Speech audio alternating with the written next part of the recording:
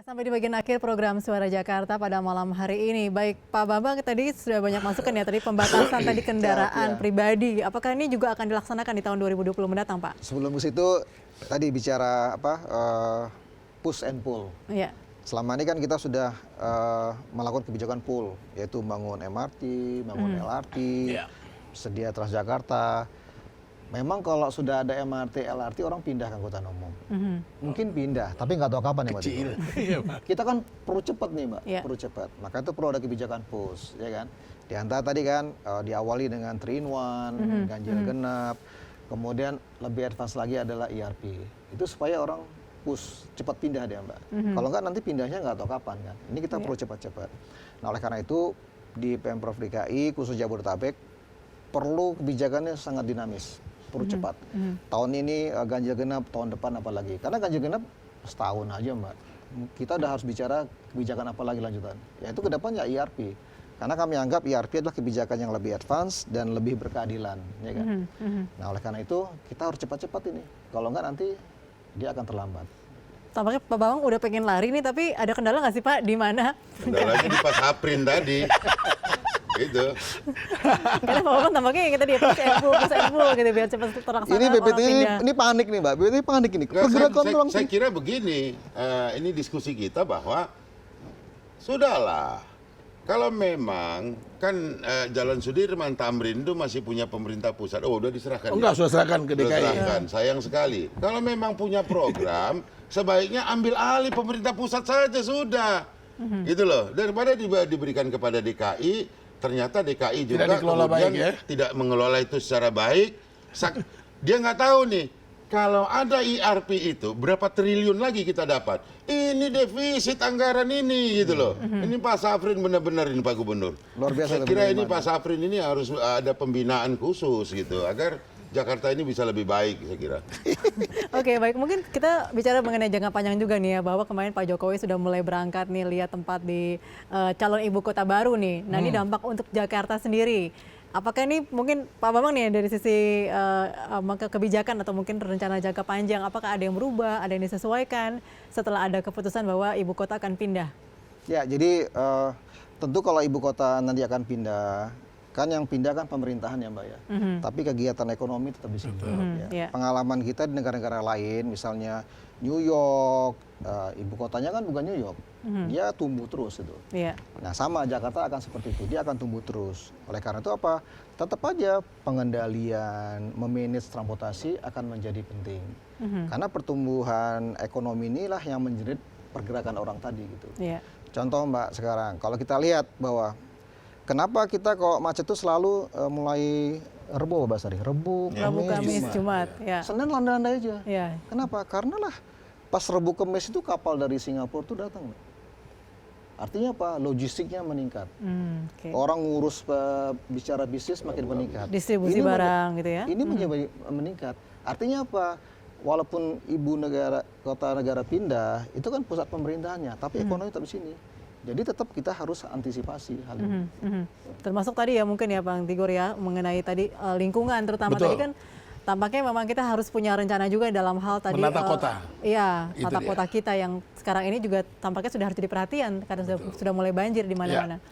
Ya itu jadi makanya jadi selain tadi kita punya kebijakan di sektor teknis transportasi, tapi juga di perkotaannya juga harus mulai ditata ulang.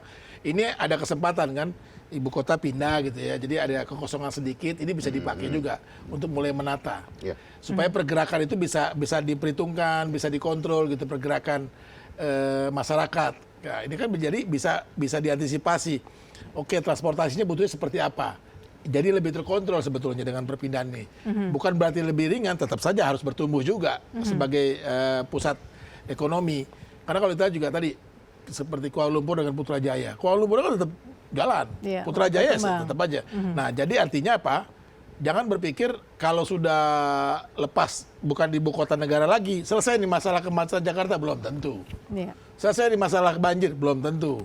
Nah, ini yang justru itu ada kesempatan menata lingkungan, menata kotanya, penataan kotanya supaya lebih terukur lagi nantinya. Termasuk transportasinya yang sekarang sudah bagus nih. Nah, tinggal disinkronkan saja dengan pembangunan Ya. kotanya. Mungkin dari sisi administrasi pemerintahan Pak, apakah lebih Saya lega kira begitu? begini, ada satu hal lagi, kalau saya kan namanya politisi pasti dari sisi politik. Berpindahnya ibu kota tentu akan menciptakan ruang-ruang baru. Apa itu? Otonomi yang terdistribusi. Tidak lagi terpusat di provinsi. Tapi akan ada 5 kota dan 1 kabupaten Oh, yang yang harus juga berubah. memiliki Ya, otoritas. otonomi. Ya. Jadi siapapun yang akan menjadi gubernur kelak kemudian hari ketika Jakarta sudah tidak ibu kota, maka dia akan lebih tenang dibandingkan dengan sekarang. Sekarang. Karena Distribusi. kewenangan itu sudah terdistribusi ke kota-kota masing-masing.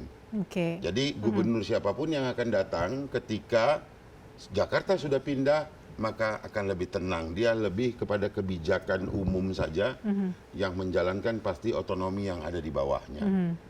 Saya kira itu, dan ini juga menjadi hal yang bagus sehingga ada perlombaan-perlombaan yang baik dari setiap kota untuk tampil lebih baik di hadapan masyarakat Jakarta yang nanti sudah pasti terpisah secara otonomi. Kalau sekarang kan masih administratif semuanya. Dan semoga kiranya